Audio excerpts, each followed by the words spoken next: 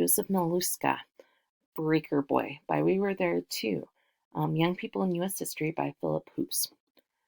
Joesph Maluska, Breaker Boy, Scranton, Pennsylvania in 1900.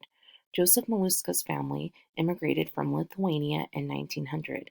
They settled near Scranton, Pennsylvania, so his father could mine coal. Joesph, not yet 10, begged his parents to let him work too. Finally, they gave in and let him begin as a breaker boy. Each morning, he picked up his lunch bucket and proudly walked to the tallest building in the colliery, or coal factory. He sat down on a wooden board in a row behind several other boys. At 7 a.m., a belt clicked on and a river of coal chunks began to tumble down towards them. A rising cloud of coal dust soon blackened their skin and clothes. It was far too noisy to talk. There wasn't even time to straighten their backs, and many breaker boys ended up with curved spines. Joesph later recalled that he earned 70 cents a day for his labor. Whew, that is a lot of hard work for only 70 cents a whole day. There were 5 slate pickers on our chute. The last one was the cleaner. He got 1 cent more than the boys in front of him. It was up to us to watch and pick the slate, rock that couldn't be burned out. We had to throw it to the side and let the clean coal go down.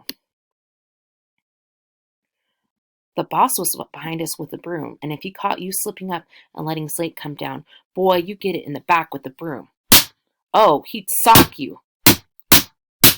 If you were the first one and didn't throw out much slate, he'd come to the back of you and let you have it. Sometimes when the boss wasn't looking, we'd let more of it go through. Usually if he were there watching you, he'd slam you with the broom. Gosh, how horrible, right? My second day on the job, my fingers were all cut up and bleeding. I asked the boss if I could go home, and he hit me with a broom and said, "Stay there." 12 o'clock came and the whistle blew. I took my dinner pail out and went home. I came home and said to my mother, "Mom, I'm not going back tomorrow to work anymore. My fingers are all bloody." "Oh, yes, you are," she said. "We didn't tell you to get this job. You got it all on your own. You started it. You're going to stay with it." So I stayed home that afternoon and then went back. After you're there 2 or 3 weeks, your fingers harden up.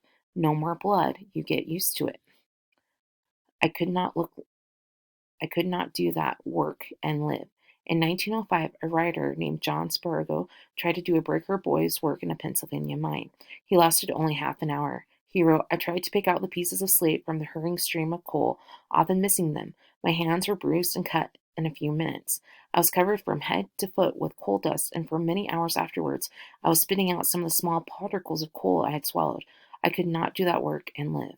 Oh, see what horrible working conditions these people were in. Now we can kind of see why they wanted safer working conditions for everyone, right? Digging up the past. Miners dug up the past to heat the present. Anorite, or hard coal, was formed when ancient trees and ferns from the Carboniferous geologic period 300 million years ago were squeezed from 4 sides to form a hard, black, shiny rock that gives off heat when burned. The Burger Boys often found fossils of ancient animals among the rocks. The coal they produced went to heat homes and fuel steam engines on eastern railroads. The Breaker Boys looked for chances to get back at the bosses who beat them. Remember, this wasn't against the law, so here they had these horrible working conditions, but there was no one to protect them. Sometimes they fired pieces of coal at the boss who turned his back. When they got really mad, they jammed the machinery with pieces of board or rock, bringing the whole factory to a standstill. But still getting caught meant big trouble at home, since no one got paid when the machines were down. For Joesph, the best part about being a breaker boy was lunch. We worked from 7 to noon, and then half an hour to eat, and then went back to work until 5:30. When the new whistle blew for lunch, we ate our sandwiches in no time, then started playing tag. We knew every hole in that breaker, and we'd hide and go through it in complete darkness. We got over the machinery and around it. How dangerous would that be? You had to get to know everything because everything stopped during lunch hour. We got to know it like a bunch of rats. So notice they worked from 7 to noon. So count how many hours is that? They only got half an hour to eat, and then they had to go back to work from 5:30. So think about how many hours they were working straight. And these are young kids. Like he's not even 12 yet. When he turned 12, Joesph became a nipper in the underground mines. All he had to do was sit on the bench outside the door and open it when he heard a train or a mule coming in with a coal car from another part of the mine, and then close it again. At last he was free of noise, dust, and bosses. He fed crumbs of bread to the rats that kept him company and made friends with the mules that hauled coal cars along the Underground Railroad tracks. It was warm and peaceful deep inside the earth, but Joesph soon found out how important it was to stay alert. Once I got up a little late and missed the carriage that took us down to the shop to work. I got there late, but thank God there were no empty cars and nothing had come through my door. I was all wet with perspiration, so sweat. I stretched out on my bench, put my lamp along the side of me, and fell asleep. First thing I knew, I heard a bang and jumped up.